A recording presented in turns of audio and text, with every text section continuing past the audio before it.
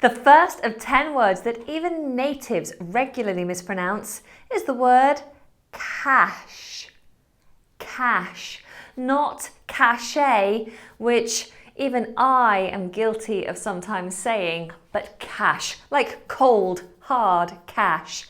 Now this word refers to a type of storage. I often hear it when talking about the computer and internet files. I often have to empty my cache folder to make sure my computer is running smoothly. The second word is the word espresso. Espresso. I, for a long time, was saying espresso, which lots of natives do. We were adding this X sound, espresso, but that's not correct. It's espresso. Espresso. Do you like to drink a nice espresso in the morning? I certainly do. I've really missed my coffee during my time of pregnancy. Cannot wait to have an espresso once the baby's born. Number 3, etc. Rather than the mispronunciation etc. Which is what I've been saying for a long time. Etc. is something you would use at the end of a list to mean and other things. There's more to the list. So I might say, I went grocery shopping. I bought apples, oranges, milk, bread, etc. Number 4 is quite a difficult word to get your mouth around, and it's the word February. February.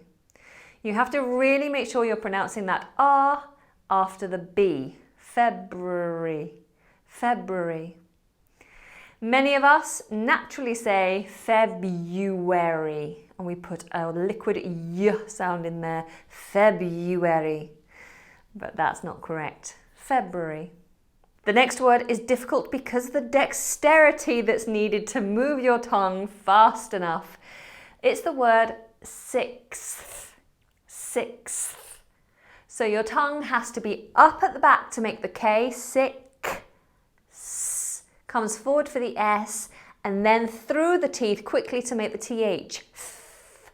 Sixth. Sixth. Sixth. So if you practice those 3 points, back of the tongue high, tip of the tongue to the roof of the mouth, and then the TH, K, S, Th, then you will have the perfect pronunciation of sixth. Sixth. Sixth. Luckily, most of us don't come sixth in a race, so we don't have to say it very often.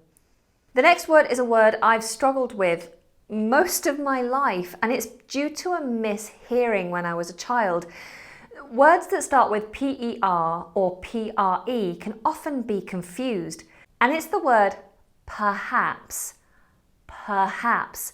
Now, as a child, I only ever heard perhaps, perhaps. So I was saying PRE.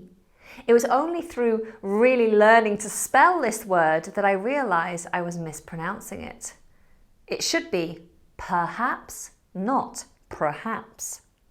Sticking with that theme, another commonly confused P word is prescription. Prescription. We often say prescription as if it was spelt PER, but that's not the case. It's PRE, so it should be prescription. Your doctor will give you a prescription which you must take to the chemist. The next word is a fun word, and it's the word tenterhooks. Tenterhooks. If you are on tenterhooks, it means that you are concerned, anxious, worried about something. If I'm waiting for some news about some loved ones, perhaps they are very ill or they've been in an accident, you could say, Anna was waiting on tenterhooks. She was nervous, anxious, worried. But many people mispronounce this word as tenderhooks. Tenderhooks instead of tenterhooks. Next we have a commonly confused pair of words, utmost and upmost. Utmost and upmost. They are two existing words, and often utmost is replaced by upmost, which is incorrect. Utmost means of great importance, it's serious. So you often hear this when talking about how important something is. So you might say it's of the utmost concern or it's of the utmost importance. So you're saying it's severe, it's very important, it's to be taken seriously. However, utmost just means of the highest point. So you might say the upmost shelf or the upmost branch. I don't hear that word as often, but utmost I hear regularly. So make sure you're saying ut with a T, not up with a P. Now the next word is one of my favourite words, whether it's pronounced correctly or mispronounced. It's a wonderful word.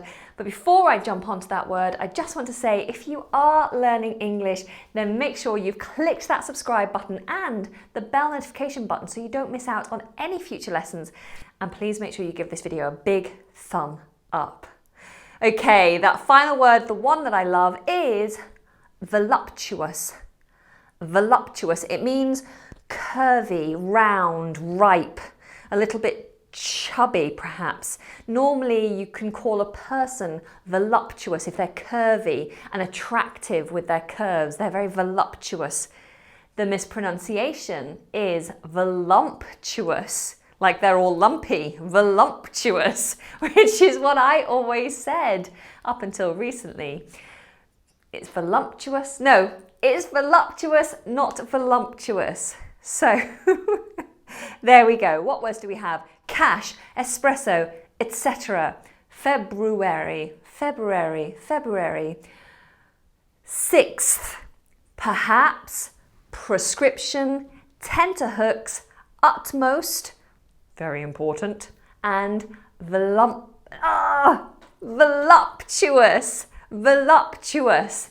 I have to repeat that to myself 1,000 times so I don't mispronounce it ever again. Do you have any words that you regularly mispronounce? Let me know, and let me know if you are a native and you mispronounce any of these words and any additional words that you mispronounce. It's always incredibly interesting to hear from you. If you have enjoyed this video about mispronunciations, then you may enjoy this video just down here. And if you're up for something a little bit fruity, a bit of a laugh, then take a look at some of the stories involving very embarrassing mispronunciations over this way here. Don't forget to subscribe. See you soon. Take care and goodbye.